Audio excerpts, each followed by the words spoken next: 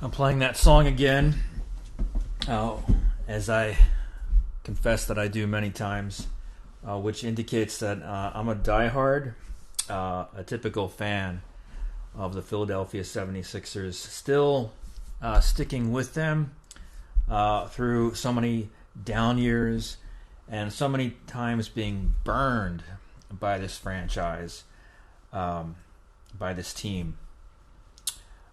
We have now gone over 40 years since the Sixers have brought home a championship, an NBA title, and honestly, it was hard to get into them this past season.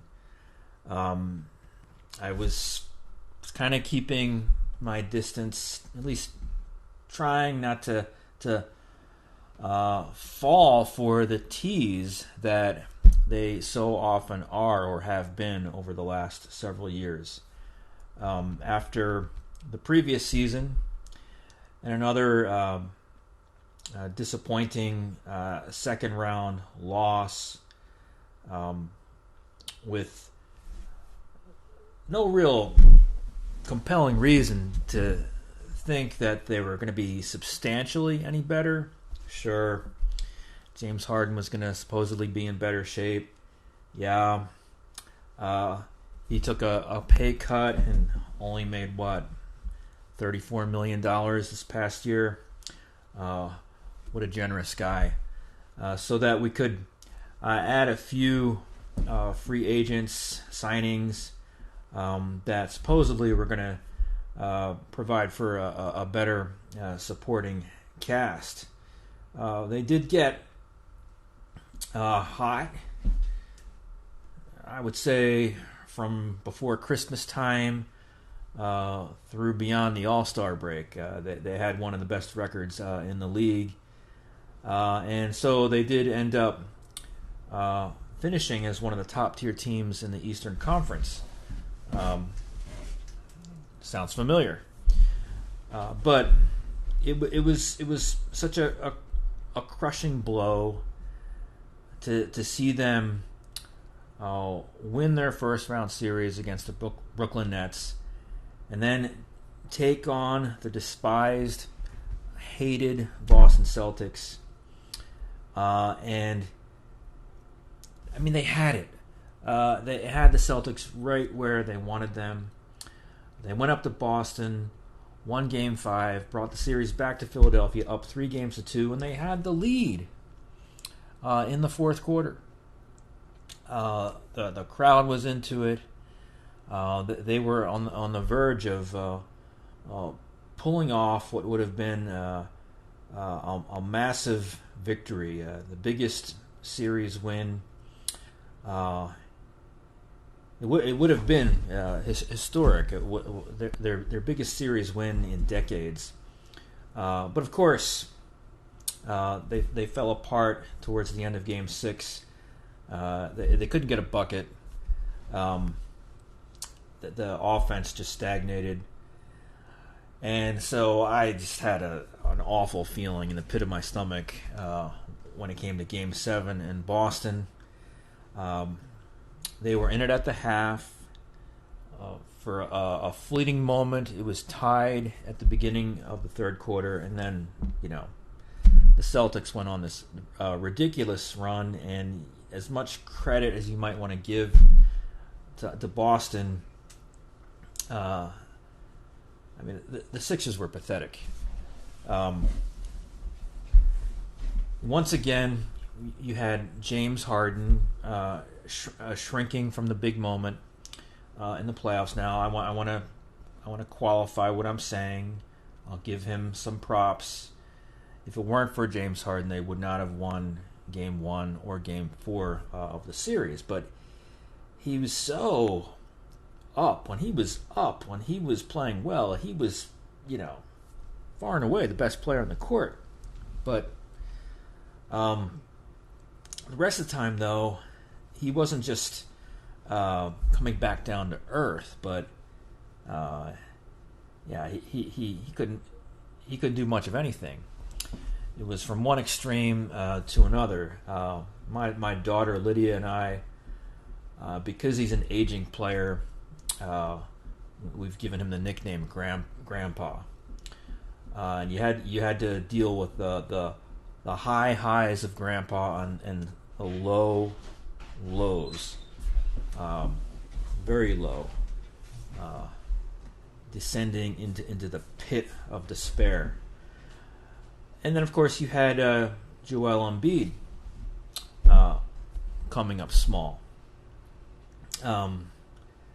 which to me is just maddening and mystifying. I'm not sure he has it in him, what we need, at least when it comes to the playoffs. Now, yeah, he got the knee injury, but if you watched,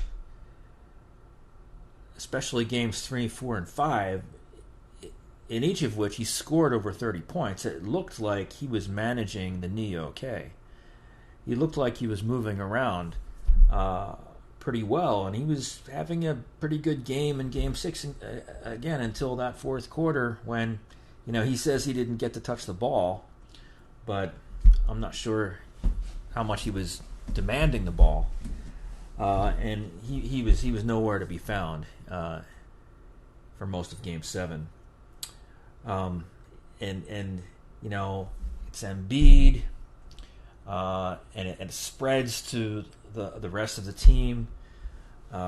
This defeated mentality, the resigned, the listless body language. It's just very disheartening. So you're watching that, you're watching it unfold, and you're like, really?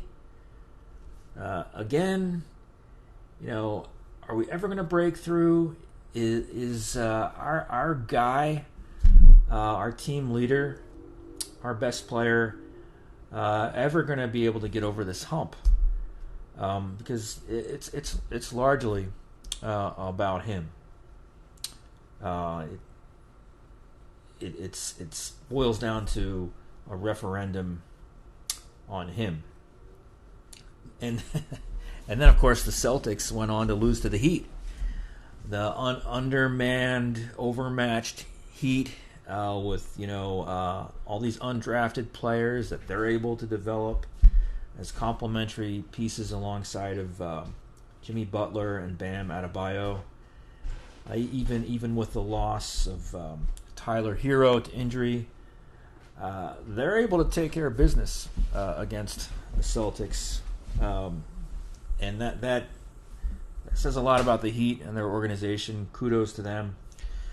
But it makes you wonder about the Celtics. And if the Celtics are so beatable, overrated, perhaps, then that just underscores the plight we have in these 76ers, who at this point just seem to be no better than a team that makes the playoffs but will just not get very far. So who knows what's going to happen? The future's looking very murky. There was talk of just blowing up the process, rebuilding. There are all these ridiculous rumors, overreactions. That we should trade Joel Embiid. It doesn't look like that's going to happen. It looks like they're going to try to continue with the so-called process and still salvage it and run it back and try to make a run at a championship. And prove all the doubters and naysayers wrong, which I would include myself in at this juncture. But the first two dominoes have fallen since the unceremonious ending to the Sixers season. Number one, the firing of head coach Doc Rivers. Number two, the hiring of Nick Nurse. You can't make this stuff up. The Doc is out, and now the Nurse is in. But I just want to comment briefly on each of those, with the focus to be on Nick Nurse. Did Doc Rivers deserve to get fired? We know about his track record. He did once upon a time win a championship with Boston, but as a veteran coach, very accomplished, he just can't seem to shake this criticism. He just seems to,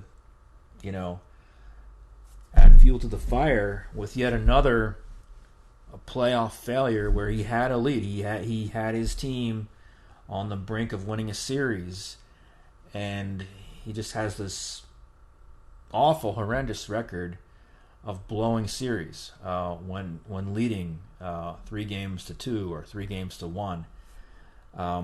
And the other team starts to make a comeback, and he just doesn't seem to be able to make adjustments and help position his team to finish the job. So, fair or unfair, that's the reputation that he now carries around with him, and this latest debacle is not going to help to change that. He often would come across as arrogant, saying, how dare you question me? I'm Doc Rivers. I've been doing this for years and years. And he came across as just kind of set in his ways. Was very anti young player development. There were a lot of young players on the Sixers roster who could have been part of the rotation, who would just have their playing time reduced, and then eventually they wouldn't have any role at all. Even Paul Reed, the backup center, a very young, promising player. It took a while for Doc Rivers to give him minutes behind Joel Embiid. Finally, when he did, he showed what he could do. Very active player, a hustler, plays defense, gets rebounds, offensive rebounds. But for the longest time, Doc Rivers was just not going to acknowledge him and not going to give him consistent, significant playing time, even off the bench. And I remember one time he told the Philadelphia media, we're not going to turn this into a Paul Reed victory tour after Reed had a good game. So very stubborn. But all that said, do I think that Doc Rivers was the problem, or that all the blame should go on him? No. What happened against the Celtics had as much to do with the Sixers players, with the likes of Embiid and Harden and company, if not more, than it had anything to do with Doc Rivers. But I don't think he was the answer. I don't think he was the problem, but I did not see him as the answer, as the solution. So he gets fired, and we learned this past week that they've hired Nick Nurse. Now, Nick Nurse, who I believe is a graduate of the local university, the University of Northern Iowa, he's had success. No doubt about it. He would coach the Toronto Raptors to the 2018-2019 NBA championship. He did have Kawhi Leonard on the team, but then he was coach of the year the next season without Kawhi Leonard, when they were still very competitive and very much in the playoff hunt.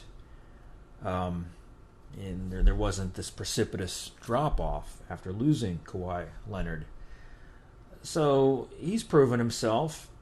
Um, he's known to be really good with X's and O's, schematics, very creative on both sides of the ball. He's known for his defensive acumen, but then again, he was also the offensive coach, sort of the offensive coordinator for the Raptors before he became the head coach. And they performed very well offensively when he was in that role. So I think he brings some things to the table that Doc Rivers did not. Well, one thing I'm hearing stirs up in me nothing but skepticism. I keep hearing this mantra, this statement. It's being repeated over and over again. Nick Nurse will be big on accountability. He will hold Joel Embiid accountable. Well, sorry, but that's what they said. The exact same thing about Doc Rivers when Doc Rivers came to town. And I think under Doc Rivers, Joel Embiid responded well. He took major steps forward. I just don't think that this is necessarily going to fix everything and suffice to take the Sixers to the next level. As good a coach as Nick Nurse may be, with all the things that we could list on his resume as assets. I'm anxious to see what General Manager Daryl Morey is going to do. They don't have a first-round pick this NBA draft, but they do have free agency. James Harden, I believe, is likely gone, which is fine by me. I realize it's probably going to mean, for the more immediate future, a step back, but long-term, with the expectation being that he's going to opt out of his final year and then demand a long-term hefty contract. I just don't think it's worth it to ruin your franchise for years by pouring everything into a guy who's getting older. He's at the end of his career.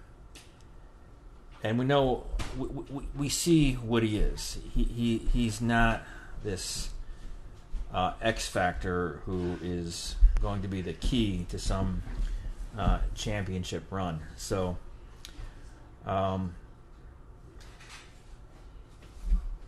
that, I'm not even sure about Joel Embiid, regular season MVP that he is, a superstar caliber player that he is. I'm wondering, does he have it within himself to lead this team to the promised land? So I don't think the answer is to give the keys to the kingdom to James Harden. I don't see Joel Embiid being able to pull it off. And I'm not sure Daryl Morey is going to be able to tweak the roster, reconstruct the roster, to adequately improve it enough to give me any grounds for confidence. So when I think about our 76ers, I have to say it's hard to stay interested, to be emotionally invested, to give this team my heart. But of course, I will, as will all true Sixers fans, as we continue to suffer through what it is to ride this journey out with them. So it's the off season. I'm going to be more focused on the Phillies, but maybe following the NBA draft, or maybe by the time we're into free agency, we'll have a clearer picture of things, and maybe I'll weigh in again at that point with another recording on the Sixers. But with that, I will sign off on this Saturday, June 3rd, 2023. Once again, I thank you for tuning in and listening and watching. Bye-bye.